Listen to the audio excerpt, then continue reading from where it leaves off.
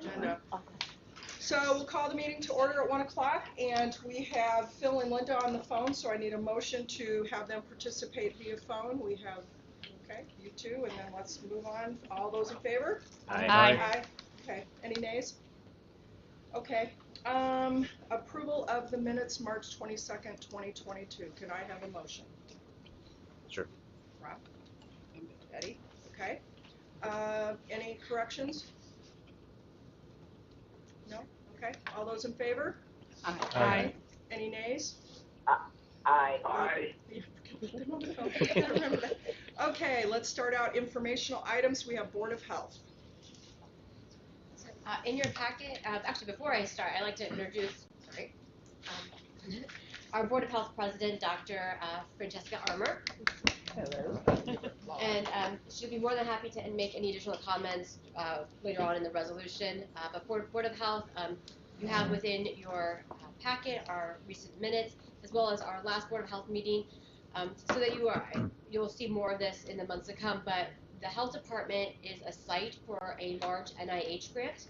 And this is actually a partnership through New York, University of New York, University of Chicago was selected, and they're looking for adults for long-term COVID, and so part of it is looking at a urban center, so the city of Chicago, and then a more mixed population, and so Peoria was selected. So we are actually one of the sites selected for that. It was an intensive process for that, going through, and thank you, Jenny, for working through all those contracts with us. But we officially get to start recruitment and follow up for long-term COVID. So we did have a presentation from UIComp about our role in it, and it will be a multi-year grant. So we're very excited about that. We're happy to answer your questions. Are you looking for participants for that, or are they already? We are going to be looking for participants. The recruitment will happen three-pronged. One will be through the hospital setting, so both OSF St. Francis as well as Union Point Health will be looking through their own charting because of our capacity as a reportable and a local health department. We are able to randomize and call out, and then we have 3 different agencies that are embedded or community-based organizations that can also recruit, especially in communities that are high risk, especially our minority population. So Friendship House, for example, is one of ours.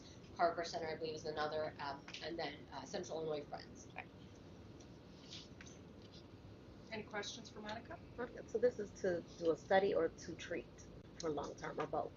It's actually going to be a long-term study to follow up on individuals that necessarily have had COVID but might have had minor symptoms or long-lasting. What we're seeing is some people will be kind of a steady, they'll either get a secondary infection or a few months later they'll start seeing kind of changes, especially cardiovascular. So we'll be following them up throughout.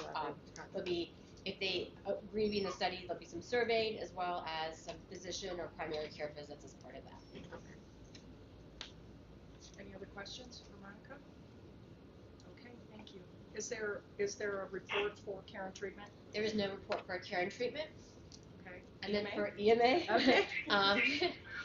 In your packet, just a couple of things to highlight from Jason. He is working throughout this time of year. We're back to weather watching and some of those activities. So actually today he'll be hosting a meeting with our weather watchers to get them prepared for the season, so to speak, as well as just important to note that the federal government issued or reauthorized their declaration for the pandemic emergency. So that's going to be continuing on for another 90 days.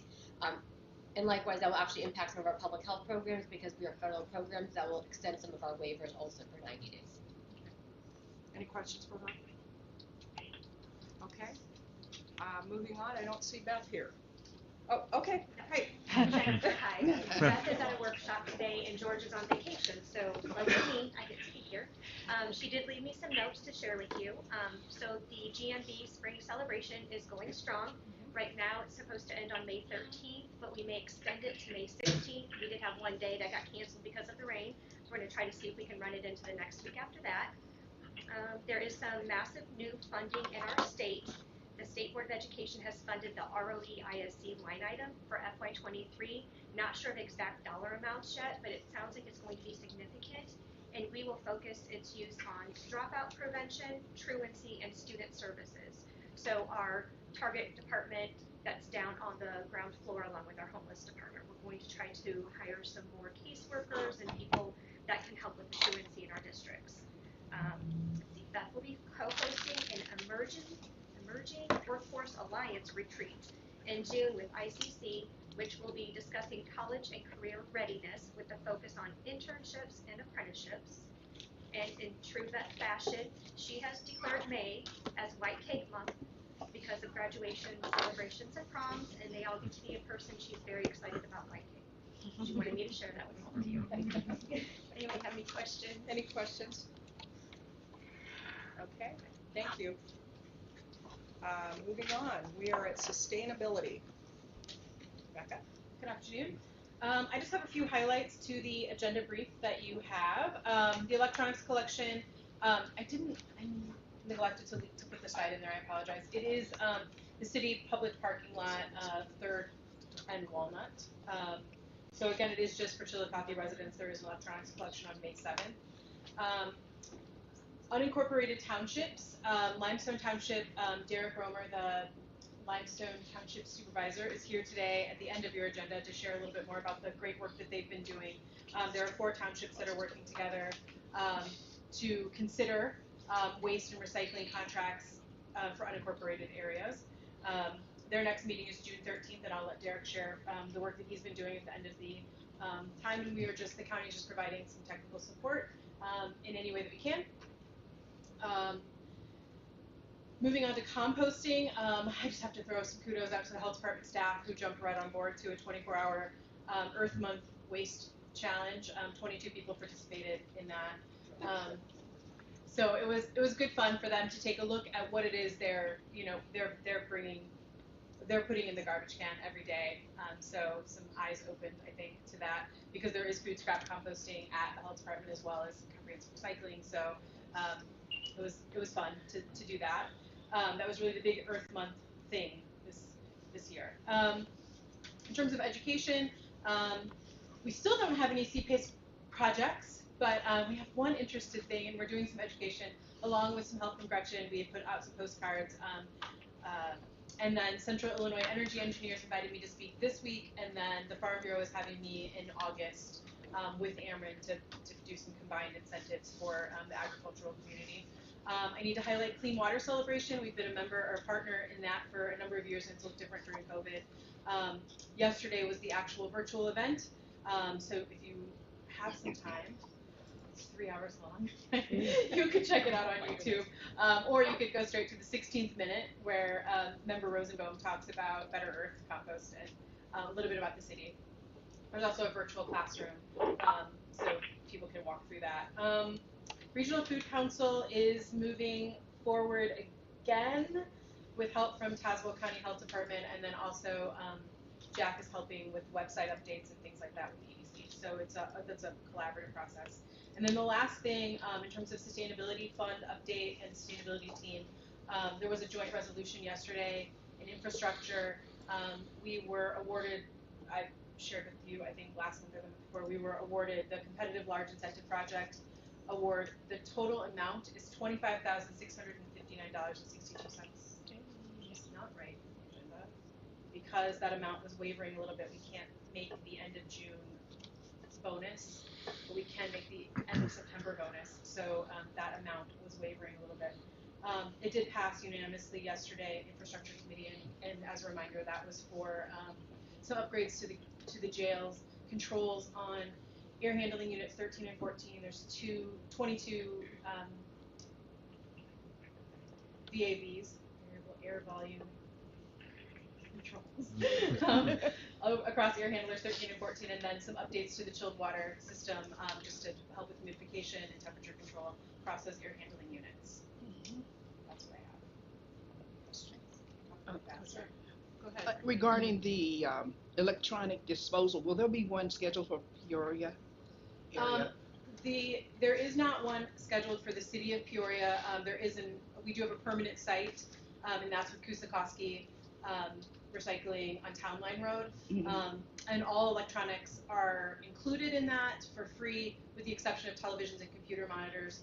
There is a project with, Goodwill has a project with Dell, so computer monitors are always free and any peripherals through Goodwill, but televisions you can take to Best Buy or to Kusakowski. And there is a fee for recycling that at this point. It's about $25.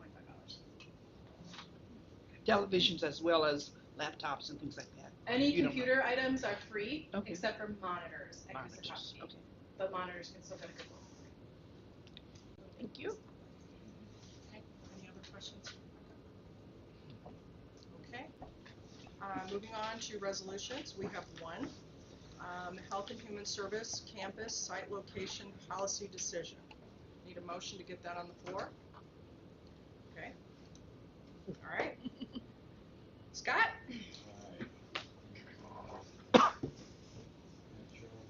So,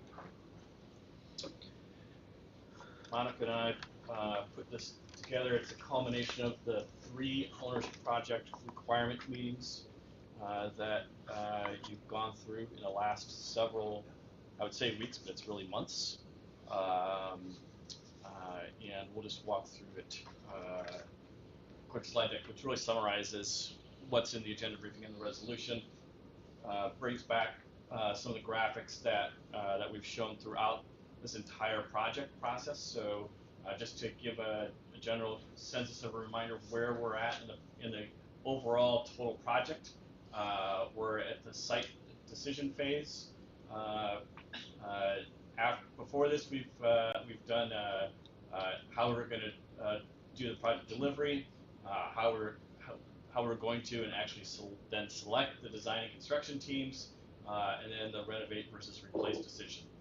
You'll see technically to the left the project lender agreements and MP goals. Those are going to come next, so just kind of consider those 2 things flipped in the overall grand scheme. But and then the upcoming, another action item beyond that will be there'll be some tenant leases that we'll need to bring forward for adoption, and then construction packages once we're ready to actually start construction. If you remember the estimated timeline, we originally were going to be January, February for a site location, but now we're March, April, and technically May County Board. So it took us a little bit more time to get to where we're at, but that's okay because the added time was and effort was very worth it in terms of the engagement in the process. If you remember, we're in phase 2 right now. That was originally supposed to end in February, but again, push that back. Action items for the policymaking team, which is the committee and the board. We've had several meetings. Those were the small group meetings. This committee, are charged with making recommendations on the renovate and replace, which you've done, and the site decision, which is what's up for consideration today.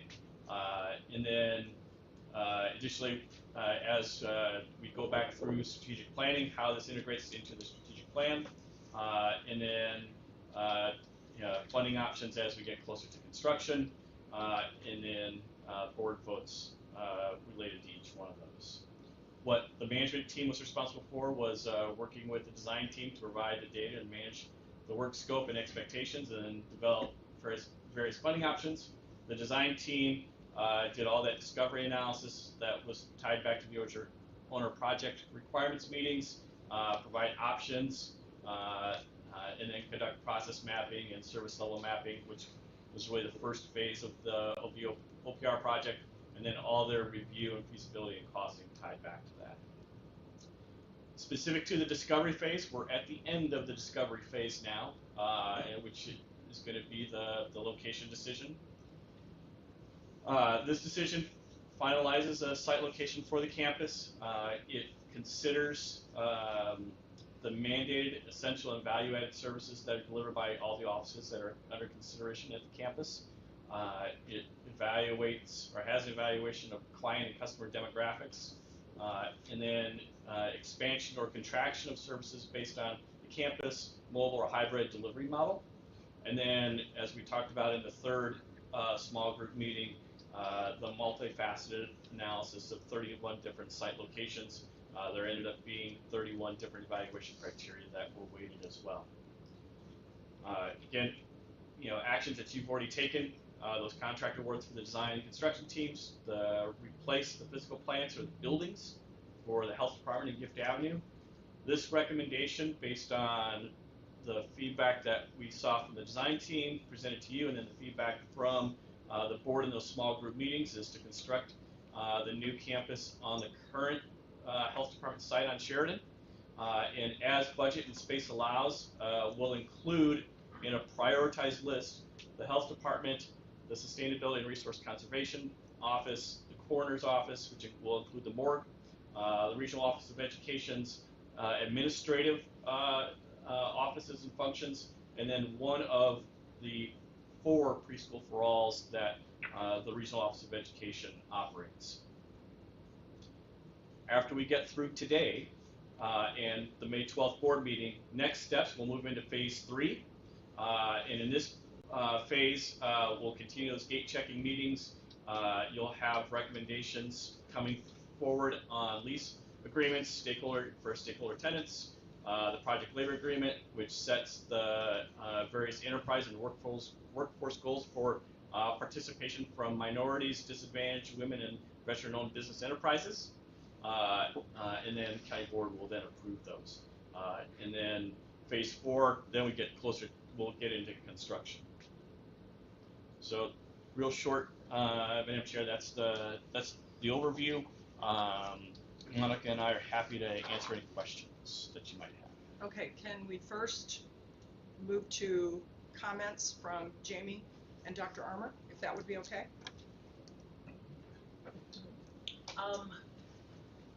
Really just want to express our appreciation on behalf of the board for having the opportunity for our members to be able to sit in on the small groups, to hear at our regular meetings, report from the chairs, Sharon, and your board representative who has been with us. We are indeed supportive, and we have had that discussion of the site that has been selected, and we're looking forward to some wonderful, wonderful opportunities. Thank you, Dr. Armour. Jim? I met with Scott and Monica last week, and prior to that, I had multiple conversations with different board members, and then Steve most recently. And in our meeting, Scott showed me some heat maps of our responses. And what this board, this committee, this board might not know is that we have a quality indicator for our response times for a couple of reasons. One, and probably most importantly, is our preservation of evidence. The longer it takes us to get somewhere to be on scene, there's a greater chance of destruction of evidence, either A, from the public, family members. It doesn't really matter what that entity is. So that's number one. Number two, our response time indicator is because of families. We want to get there as quickly as possible because we know that no matter where at the family is in Peoria County, in the city or out in the county, they're waiting for us to get there, to get their loved one off the front lawn, out of the alleyway, off their garage floor, wherever that might be. So we set that indicator time specifically for best practice. So when I looked at Scott's heat map, I told him, I said, I could have just picked these zip codes of our biggest response areas, which is the 616, 03, 04, 05 is our biggest concentration of where we respond to, and that includes where OSF is, and then at times out at Proctor. Very randomly do we go to as far as Princeville, but we do. Laura is probably our farthest response area and a little bit west of Laura. So having the campus concentrated in this area is significantly important for those two reasons that I've discussed. I don't see any reason for us to move up north at all. For example, Case Merchandise Building or anywhere that far north when our greater responses are down here in this community. So if I'm happy to answer any questions as well. Okay. And I want to say thank you as well because I don't want any part of that project of what you're all going through. Thank you, Jamie, for attending today. I appreciate that. So did you want to make any comments? No, I would just echo what Dr. Armour mentioned. You know, we understand that this is a partnership between the county board and the Board of Health, and I would just, they're not present, but I think the architectural firm in their entire process and the amount of due diligence they did, especially data collection, it pushed, I know, myself and some of our departments to really think about where we serve and where they're coming from, and I believe the data they presented was just a great indication of where we should be and where our focus is, and to provide that type of care in our community. The other thing I want to add too, Sharon, is if I live in Dunlap, so I think if I'm in the Dunlap area and the office is where it's at, is Harwood committing to 30 minutes to Dunlap? The answer is yes. Are we committing to 30 minutes to Princeville? The answer is yes. You know, depending on where our deputies live and where they're responding to, 95% of the time we make that quality indicator. Thank you. Okay, Dr. Blair? My question was to get comments from these people. Okay. So, Okay. so we did great. Yeah. Okay, any other questions? No questions? Any comments? Go ahead. As I've stated before, technically the health department's not in my district, but it's across the street from it. Definitely, though, I feel like the health department's in my neighborhood, as I live about 6 blocks north of it. I really, really do appreciate keeping it where it is because it's such an important part of our community, and I would hate to see a giant hole of nothing there. So it really is important to me. Thank you. Steve? As one board member, I'd like to thank and acknowledge the team for the work Yes. they've done to use data, facts, go through each of these decision gateways so we can be very transparent to the community, the public, on how each step was done to first off make the decision to renovate or replace. The next step is now the site location. And again, I was one to ask a lot of questions about, let's do our homework, make sure it's worthwhile. I know Monica and the team had a lot of data. So we have a very solid process of getting to where it's at. I know there were some people that preferred the Sheridan location, but at the same time, we use data to quantify where it should be. So hopefully that takes the unknown out of it for some of the board members or public of why would this location is the one we're recommending. My last comment would be, I know we slipped a little bit as Scott presented in the timeline. From my perspective, I would rather slip the timeline some to get a quality result. The next step is the design phase. And I voiced this in the small group, and I'll voice it here. I'd much prefer, let's do all the work it requires to design the facility that meets the needs of the health department, the sustainability, the coroner's office, ROE. Make sure that we're not rushing it. We've had some really good discussions about material and supply and labor shortages right now to build and construct. All understandable.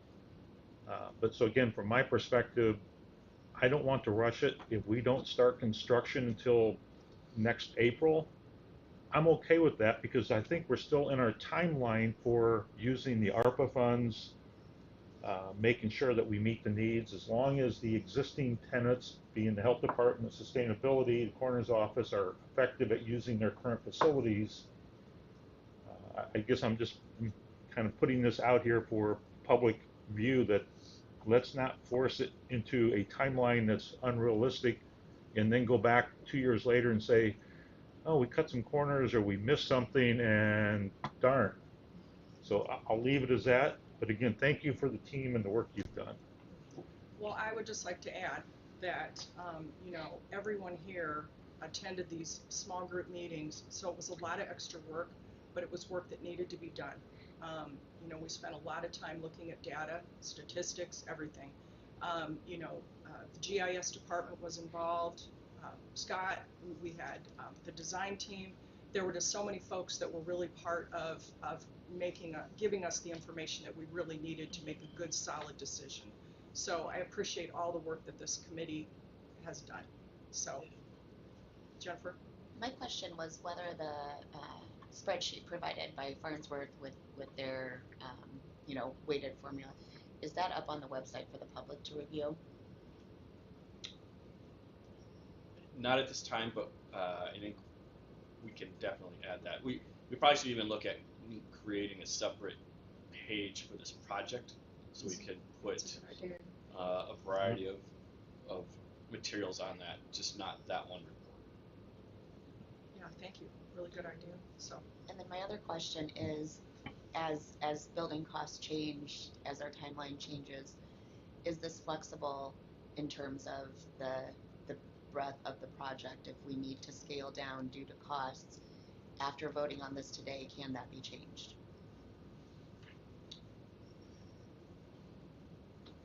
Yeah, yes.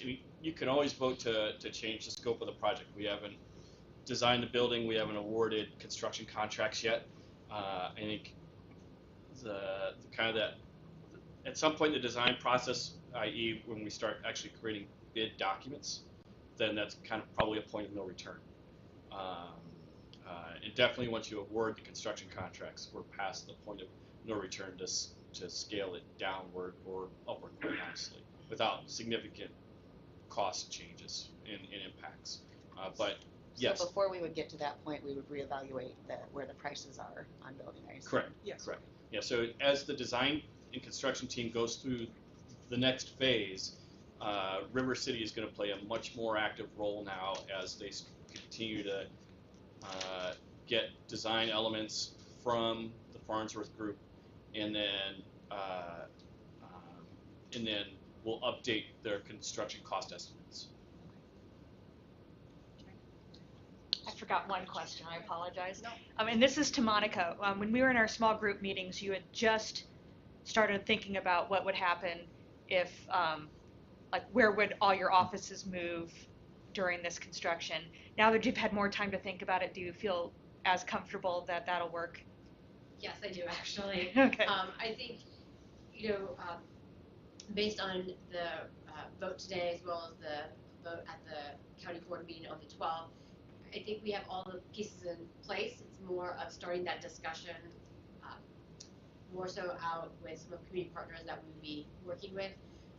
Overall, though, two things that we have in our favor is that we have strong partnerships in our community. We've built that over the past few years, and that we have a lot of partners that will be willing to support us during that transition time.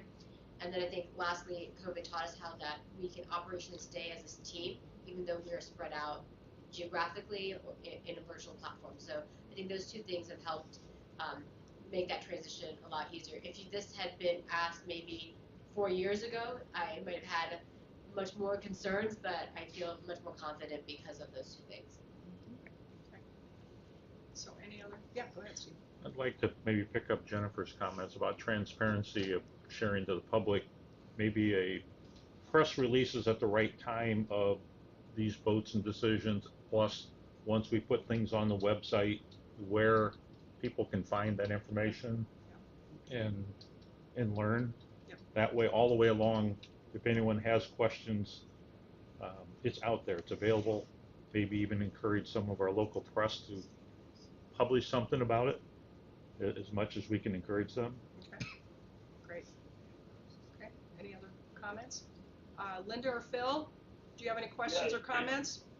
Sharon, I don't know whether you can hear me because I'm on an antique means of communication, and I know sometimes I have a difficult time hearing you guys' comments as well, but I'm supporting this selection site because it's going to continue to serve the people that use it the most, and that's the people from the 603, 4, and 5 zip code areas, which is great, but I also like the fact that we are going to move 2 areas into this region, the corner as well as the regional office of education, and some of that regional office of education, those people will have some real contact with the community that needs to be helped and so forth, whereas the children and so forth, sometimes it was difficult, but another factor that you people keep talking about is the design, and I said from day one, I challenged those people about the design to make certain of storage, because storage was the biggest problem that our facilities committee, when we went out and made that study with Bob Bio and myself and the other experts in those various aspects of our community, we all found out that the biggest problem was that of storage. So I again encourage the Farnsworth Group to definitely look at possible storage. Thank you, Phil. Linda, any comments? No, but thank you for asking. Okay. So I guess we're at the vote. All those in favor? Aye. Aye. Any nays? Nay. Okay. All right. And we have 1 nay. So that passes. Thank you. I really do, again, appreciate all the work that everyone has put in on this project. Next, we're up discussion garbage contracts for unincorporated Peoria County, and we have Derek Romer. He is the new or not so new anymore. Do you want to come sit at the table up here with us, Derek? He is a Limestone Township supervisor, and I've been working very closely with Derek, and I just think you're fantastic. Thank you for coming today. Yeah, I've been working with Becca and Sharon both about the possibility of starting a garbage and recycling contract in the unincorporated areas of the townships in Peoria County, because obviously they don't have a municipality there to take that over if they so choose, and as many of you know, I mean, garbage prices are getting super expensive. We don't have adequate recycling in the township, and so I think this would solve a lot of problems. I talked to some other townships up north that have contracts, have received very good recommendations from them, but I wanted to work with the county so that we could talk to some of the other townships in Peoria County to see if this is something they are interested in. The more that go at this together, possibly the cheaper rate that we would get and more support that we would have for each other. So that's basically why I was here. Sharon had suggested talking to you guys, since you represent so many other areas of the county, areas that I don't really go to or Sharon all the time to know the contacts there. So just wanted to share it in case you wanted to talk to your township officials, which I would encourage, just because we have these meetings that we're hosting to kind of get everybody started and see who's interested and who's not. So I'll go through a quick presentation here. Derek, just tell me when to. Okay.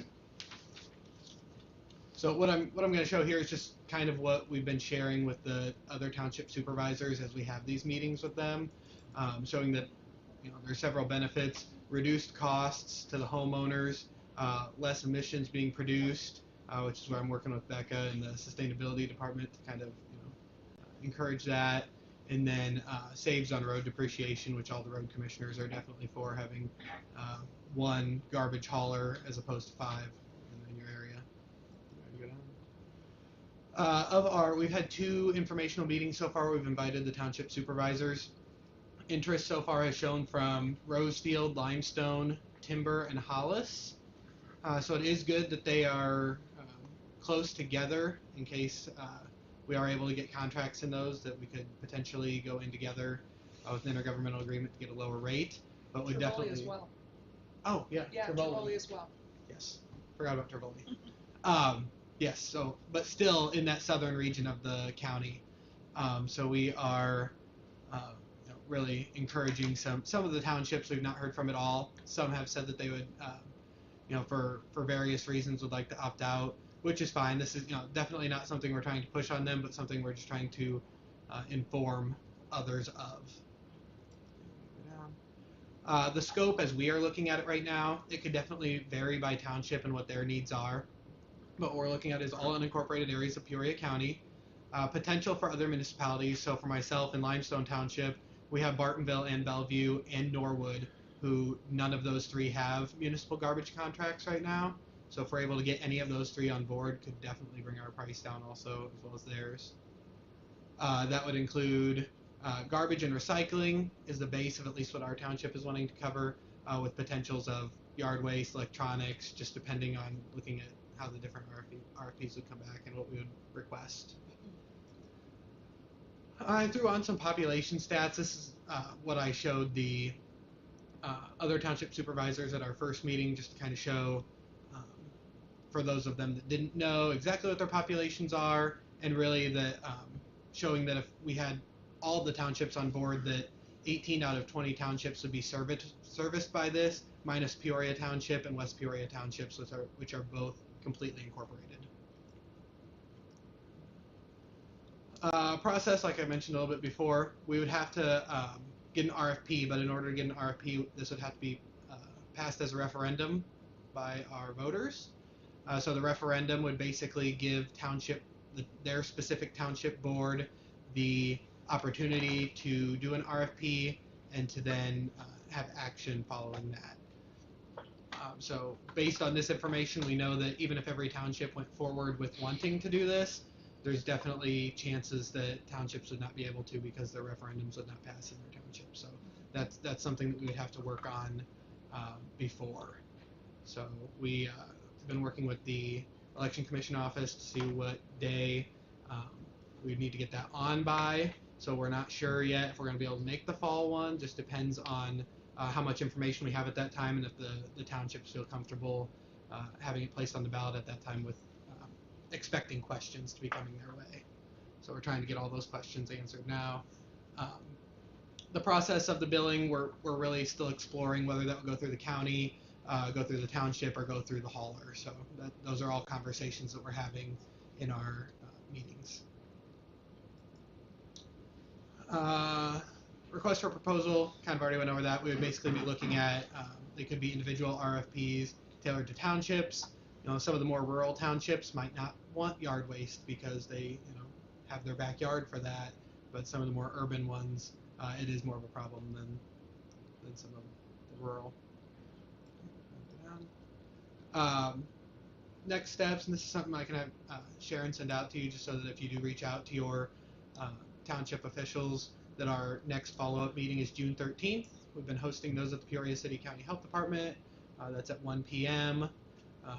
My information and Becca's information is on there depending on what kinds of questions that there are from them. So feel free to share all of that. And then right there, this is a slide that Becca prepared with where current recycling centers are. Is there differences between that? What? Yeah, those are the recycling drop-off locations, and some that will be coming. The blue are the ones that will be coming with the landfill agreement. Okay. And red are right now? Okay. Yep. So that is all I have. Like I said, Becca, myself, and Sharon are kind of working at this to see what townships would have to do in order to do this and how it would, better affect the county. So if you ever have any questions, feel free to reach out to any three of us. Are there any questions now? Any questions? I guess if the treasurer's office is going to collect those funds, I guess I've had some really good conversations with our treasurer in the last couple weeks. Their office is pretty tight as it is, as far as the amount of employees she has and the duties that they have. I guess is this something you're able to accept? And if we have to hire somebody else, where does that come from?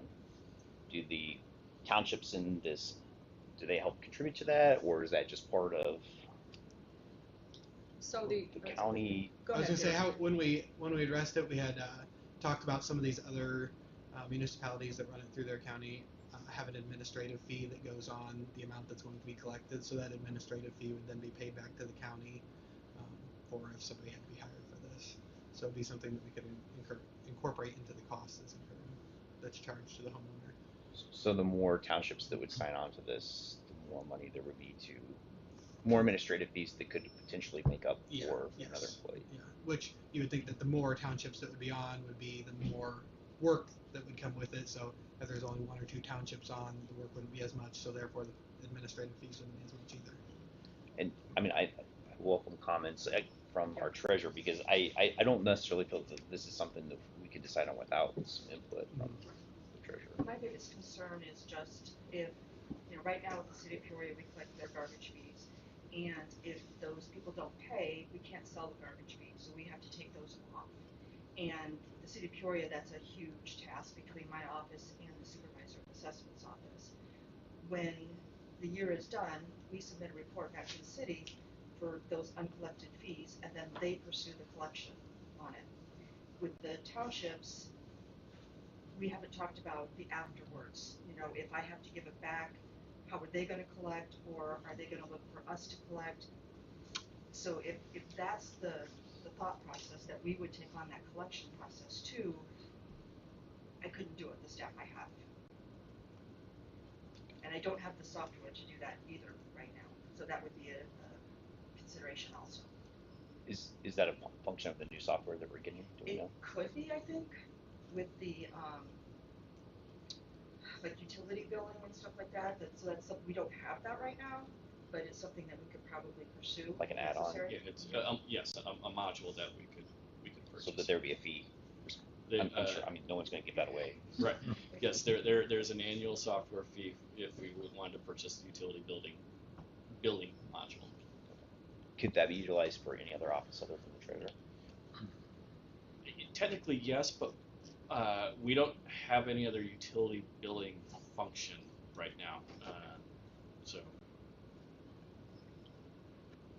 I just asked that we just Yeah. make sure we keep the treasurer Yeah. in the loop on Absolutely.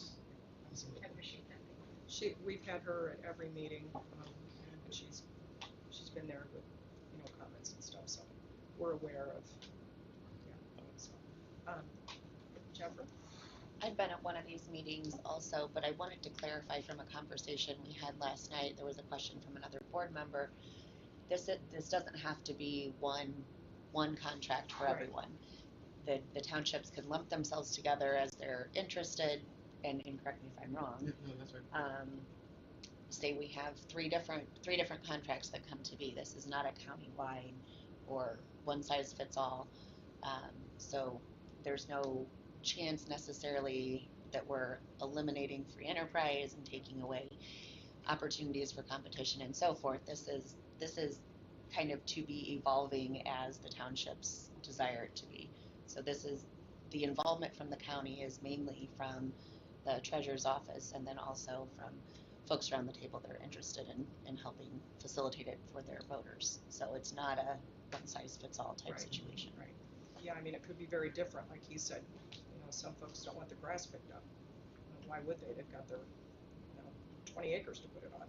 So, yeah, it could be one size, like you said. Everybody can have a different contract if they want. But we just feel collectively putting everyone together will bring the cost down. I use myself as an example. My bill is over $40 a month, and I think Hannah City. Do you remember what Hannah City's is? $11 a month. Yes. Yeah, $11 a month, and that includes recycling, and I don't have recycling. And your Electronics. waste. And electronics. Yeah, It yeah. includes all of it. So we really think that this will bring the cost down for taxpayers. Go ahead, Steve. Yeah. I guess a few questions that come to mind. Jennifer kind of led into one was, have we looked at who the current service providers are for these communities today? So are there 5 or 6? We don't want to create a spirit of eliminating services and competition. Do we have an idea of who they are and kind of the scope of services today? We don't have for our specific township, just because I know there's areas that some companies go and some don't. And I don't know what those routes are. I think you said there's a few that come down your road, I right? have 3. I live on a 1-block street, I think there's and 4 I have that 3 come through. garbage trucks Monday, Thursday, and Friday. Garbage truck comes down my street, so. And 4 that come through my neighborhood. And they're all different companies. Becca might know that better than me. You know which ones? Yes, there are 4 really that can do garbage and recycling combined. And across the county you'll find different service providers, and also the way they bill is different too. So, for instance, Hannah City, Peoria Heights can put it on their water bill. West Peoria just said this is the only company we're working with, and you need to sign up if you want garbage service, which we're required to have. You need to use this company, and then that company does the billing. The townships that up north that Derek presented at the last meeting, the contractor is the one who did the quarterly billing for those unincorporated areas. So yes, it could go through the treasurer, but there also could be a way to do it differently. Maybe that's an intergovernmental agreement with the largest municipality who is already billing, one particular way. It could also include the unincorporated areas, and they're the ones who do the work. Okay, that helps some. Yeah. One of the challenges with Limestone Township, which is where I live, is that some folks just don't have garbage pickup. So it ends up garbage in gullies and, on the side of the road. And Derek has a team of people that come out and clean up those messes that are left. So that's really what got the conversation started, is that we want to, obviously stop that from happening. Yeah, and that or at least eliminate it as most we can. That leads to a second question I had was, take it to the referendum and the township agrees and approves, votes it in. Is it everybody's in mandatory, or is it a voluntary opt-in program at a township level? once it's approved at a referendum, what's the thought? As far as I know it, that everybody would be in. Scott, do you know? So they're essentially asking for the creation of a franchise type of arrangement. And so if the voters in that township vote to approve the ballot question, then every residential property owner would be subject to the service delivery method that that township chooses and the fee structure tied back to that service delivery method. There is no opt-out provision. Okay, so that will be a significant change probably for a lot of the more rural areas, mandatory versus by choice. That's why we've seen a lot of the rural townships so far opt out as of right now, Yeah. not even going to add it as a referendum, just because townships are so different. One thing to also add is that if we if we do an RFP and the price comes back where it's not cheaper, then the township or the municipality has the choice not to pursue the contract. Okay, so that leads to my third question. I'll stop at 3 today. Third one is, who owns the contract? So would the townships be the one that issued the RFPs and the contracts? At a county level, we're helping facilitate potentially, but we'd have no direct ownership unless we agree to run billing through the treasurer's office. And if we do not run it through the treasurer's office, then we're more of a facilitator but not an owner. Is that a correct position? Yes. Yeah. Okay. All right. I just wanted everybody to be aware that this conversation is being had. We've had a couple of meetings, and we're going to continue with those meetings to see if we can, move forward on this. So, are there any other questions for Derek? Derek. Thank you. Thank you for coming. Yeah. Okay. We are at miscellaneous. Is there any miscellaneous? I have two things. One is I just want to know if we could get an update on the ombudsman. With I know they were hired, right? Yes. They were. Yep. So I believe the start date was the end of February. This is with our contract with the Center for Prevention of Abuse for the Long-Term Care Ombudsman. I talked with Keith and Scott, and I talked and Sharon, and we thought we needed to give that person a full quarter to kind of get trained and get things rolling. So the first update we will have from the center in July. So they're going to come to the July committee meeting and give us an update, and then we'll get on a quarterly cycle after that. All right, fantastic. Thank you. Yeah. The second one is I attended my second triad meeting, which Derek is on the triad as well. And I didn't know if this is something that maybe we could put on just the standing informational items, because I'll almost always have something to bring back. But one of the things is I'll probably ask administration and some of our other departments if they can think of any senior services that we provide that we could potentially add to the Speakers Bureau. So Triad has a Speakers Bureau that organizations can go through. It's like a menu, and they can see what topics that we have experts in that could come and speak to a senior group. I've reached out to our assessor's office to see if they could speak on homestead exemptions and other tax-related items, which they've agreed to. So if any other departments have anything that could specifically be targeted towards seniors, we would love to talk with you and hopefully get you added to the Speakers Bureau. Derek, do you want to just talk for a second about your group that your senior group that you're doing in Limestone Township? Yeah, so we have been utilizing Triad for the menu, as you described, as the Speakers Bureau. Just started, I guess this month. Limestone Township is going to do a monthly seniors and coffee that will run every year from April through November, first Wednesday of the month, where we invite all of the seniors from our community to come up to our park in our building, where we'll have donuts and coffee for the first half hour, and then the last half hour is a guest speaker of something that is important to them. So this month we gave them all surveys to see exactly what types of speakers they wanted. So now that I have all those surveys back, then I can take the menu from Triad and basically schedule the speakers for who they want to hear. And so that's something that when I was talking at the Triad meeting, they really encourage to, that they're trying to get out to the more rural areas of the county, not just in the city of Peoria.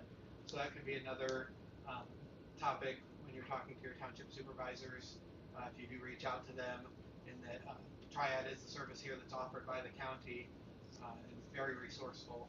So if they're looking to get free, if they're looking to get something started in their township to engage with seniors.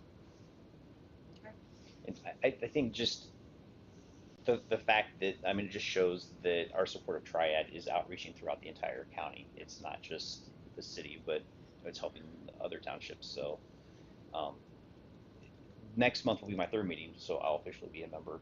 You have to attend 3 meetings before you're a member. So Thank you for doing that. Okay, any other miscellaneous? Okay, we're adjourned. You know, you were talking about that speaker thing. Okay.